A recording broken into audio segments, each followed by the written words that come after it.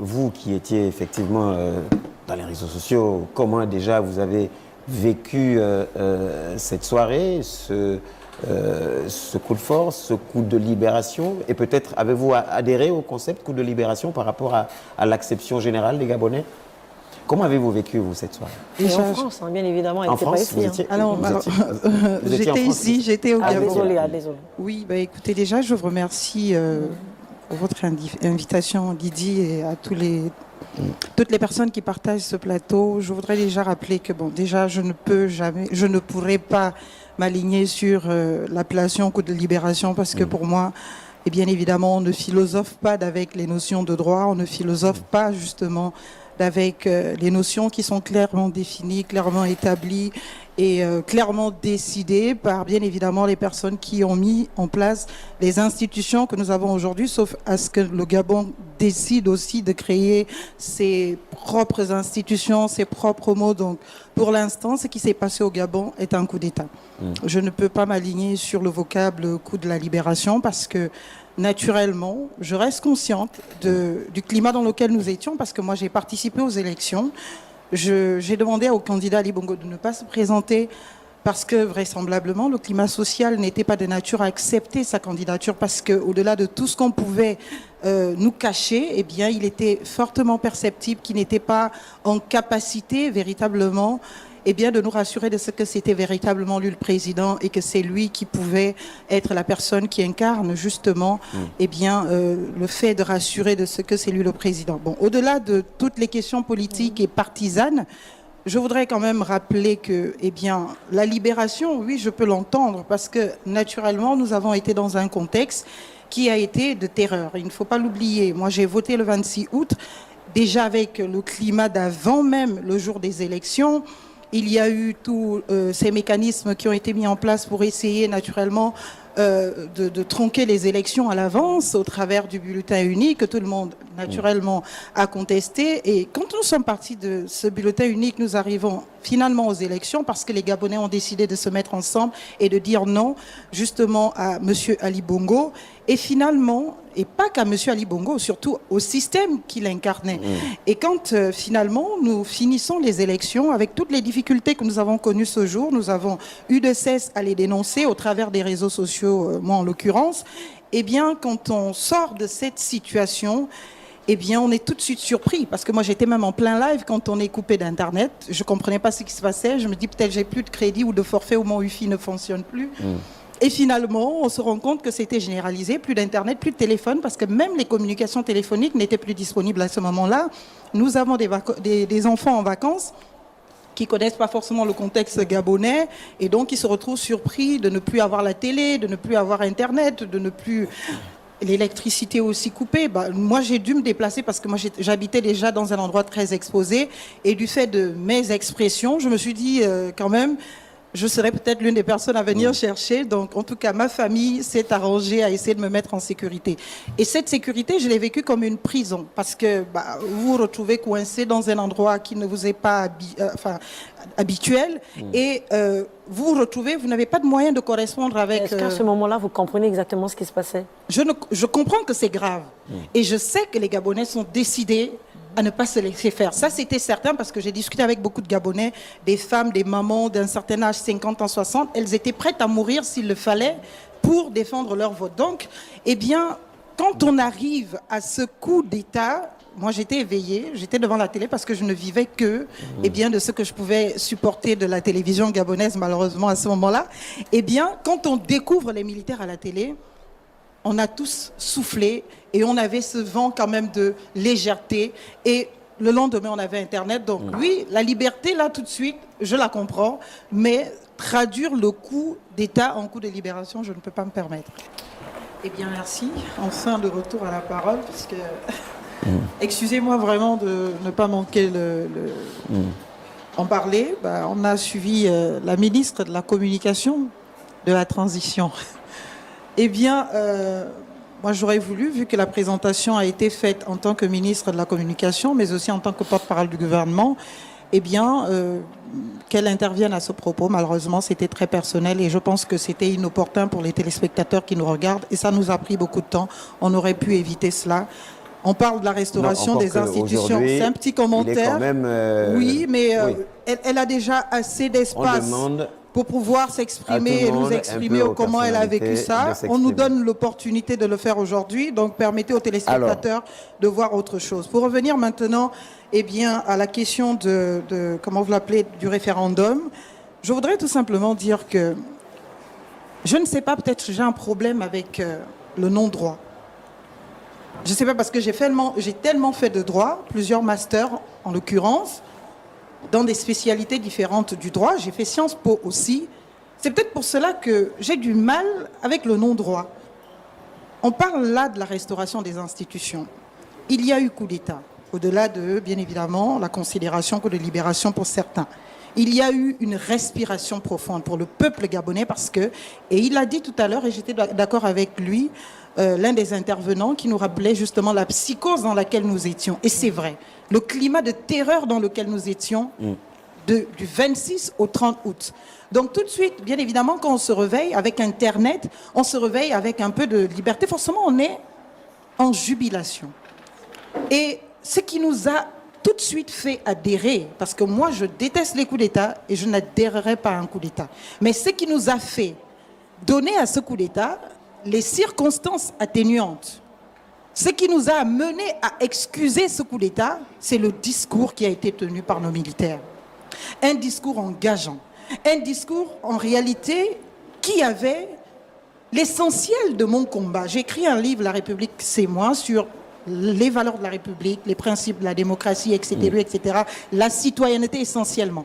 D'accord. Et donc, quand on vient parler de cette restauration des institutions, on n'en est pas encore là parce qu'on est encore bien évidemment dans tout ce qui concerne comment nous avons vécu la période. Chantier, bien sûr. Exactement. Je voudrais quand même que nous ayons en référence ne serait-ce que le préambule de la charte de la Constitution. Le monsieur l'a dit tout à l'heure pendant que j'étais bien évidemment dans les gradins, enfin je ne sais pas si c'est ce qu'il faut dire, que, eh bien, il ne comprend pas que l'on parle de Constitution alors que, en droit, dès lors qu'il y a une loi spéciale, à côté de la générale, c'est la loi spéciale qui s'applique. Sauf que la loi spéciale dont il parle, qui est la charte, eh bien, n'est pas une loi qui serait de nature antinomique avec la Constitution, parce que la Constitution se fonde sur cette loi spéciale. Et le contenu de la charte, et notamment dans son préambule, reprend le contenu justement du préambule de la Constitution. Donc sur la base des valeurs à défendre, sur la base des obligations, bien évidemment, de l'État vis-à-vis de chacun de nous en tant que citoyens, rien n'a changé. Donc je ne peux même pas comprendre qu'il y ait une difficulté à se dire que on doit pouvoir continuer à exiger le respect des mêmes choses. Parce que la charte de la transition a repris exactement les textes du préambule de la Constitution. Et je termine en disant, l'une des dispositions du préambule de la charte de notre transition au Gabon, bien évidemment, confirme de son attachement ou de l'attachement du CTRI naturellement à l'un des textes qui me semble opportun au moment où on parle des élections au Gabon, au moment où on parle du référendum au Gabon, c'est la charte africaine de la démocratie, des élections et de la gouvernance. Quand on va lire ce texte, des articles 23 à 27, eh bien, il n'y a même pas une possibilité pour le président de la transition actuelle de se projeter dans une candidature. C'est interdit. Mais comment les intellectuels, et je finis par là, qui devraient être le miroir de la société, de nos concitoyens qui nous regardent, peuvent taire cette réalité alors qu'elle est écrite dans la charte de la transition. Ce n'est pas nous qui avons écrit la charte de la transition. Ce sont les militaires regroupés au sein du CTRI, alors que dans cette même charte, il est dit que ce sont les forces vives de la nation qui devaient écrire la charte de la transition. Dans ce préambule de la charte de la transition, il est défini qui sont les forces vives de la nation. Sauf que finalement, ce ne sont pas celles-là définies par le CTRI qui finalement ont adopté la charte. Je finis en disant que moi j'aime souvent que quand on décide de bien faire, qu'on fasse vraiment bien. qu'on ne fasse pas semblant. Parce que ce que la ministre de la Communication et de la Transition reprochait tout de suite, non, ce n'est pas un procès de personne. Voilà, c'est ce que je veux dire, J'ai beaucoup de madame, respect pour ce qu'elle incarne aujourd'hui.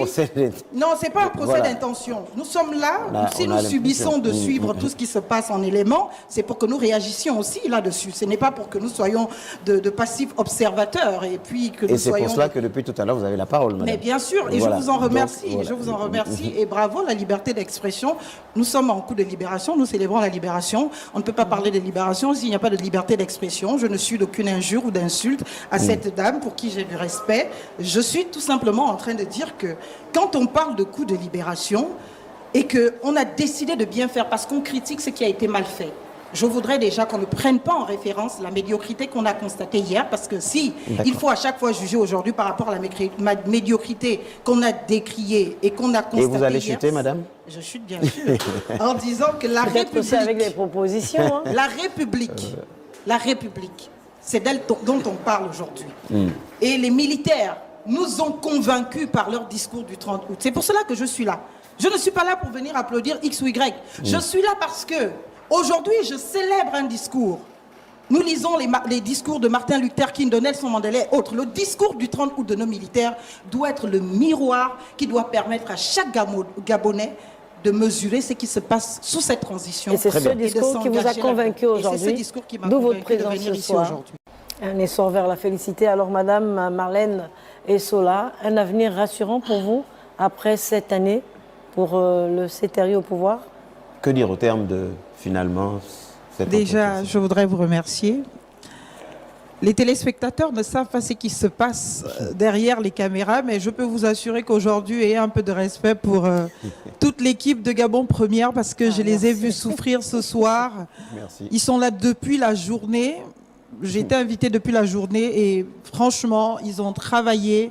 On peut discuter du contenu, on peut discuter de tout, mais franchement, chers compatriotes, ça me rassure de ce que si les Gabonais sont déterminés à s'engager, ils s'engagent. Parce que je n'ai vu personne somnoler alors que personne n'a consommé de café. Donc franchement, félicitations à toute l'équipe, ceux qui sont derrière les caméras, ceux qui sont sur le plateau, vraiment bravo à vous tous et merci. Merci. Merci. C'est à noter. Donc déjà de cet effort patriotique que vous faites, je voudrais vous remercier pour l'invitation. Je voudrais aussi rappeler à nos compatriotes qui ont commencé un peu à vous attaquer sur les réseaux sociaux que vous ne m'avez pas chassé du plateau. J'ai voulu me libérer un tout petit peu. Ce n'est pas parce que voilà, j'ai eu une intervention peut-être qui peut être discutable. On souffre. Hein. Voilà. Non, on ne m'a pas chassé du plateau du tout. J'ai voulu partir. Bon, pour revenir, moi je ne sais pas conclure. Parce que les juristes ne concluent pas. Nous, on fait l'ouverture.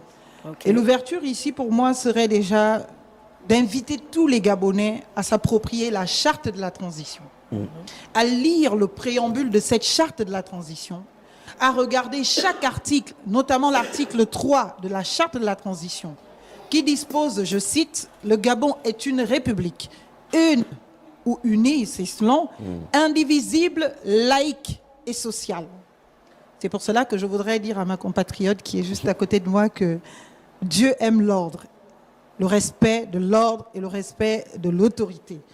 Et donc, notre première autorité, ce sont nos textes, c'est notre constitution. Et je voudrais nous inviter tous vraiment à nous approprier ce texte, au-delà de nous approprier les instruments religieux, notamment que la liberté revient à chacun d'exprimer ses convictions. Lire les textes, parce que ces textes sont malheureusement violés. Si je n'avais pas de clients, vraiment au cabinet, je vous assure que j'attrairais le CTRI, le président, devant la Cour constitutionnelle tous les jours pour violation de la charte de la transition. Approprions-nous la charte de la transition. Toutes les libertés constitutionnelles y sont nommément précisées, article par article. Vous prenez l'article 6 sur les partis politiques. Il est clairement dit que les partis politiques doivent s'exprimer de manière libre, sans contrainte. Dans la charte de la transition, je ne parle même pas de la Constitution. Au nom de quoi, aujourd'hui, nous assistons à ce marasme politique où on n'a pas une quelconque véritable expression politique assumée dans ce pays. Au nom de quoi? Alors que la charte de la transition le permet. Donc, cher peuple gabonais, nous ne pouvons rien si nous ne connaissons pas nos textes. Et pour être libre, il faut être dans la connaissance. Je vous invite à les télécharger, c'est disponible sur le site du journal officiel. Téléchargez la charte de la transition, lisez-la et on reviendra pour d'autres débats. Merci à tous. Et pour ceux qui se sentent libres, bonne fête de la libération. Pour ceux qui, comme moi, attendent encore de voir l'effectivité de cette libération et de savoir qu'est-ce qui en constitue véritablement le contenu, eh bien, on reste sous notre réserve et en attente. Merci beaucoup. Merci pour cette ouverture en guise de conclusion. Allez.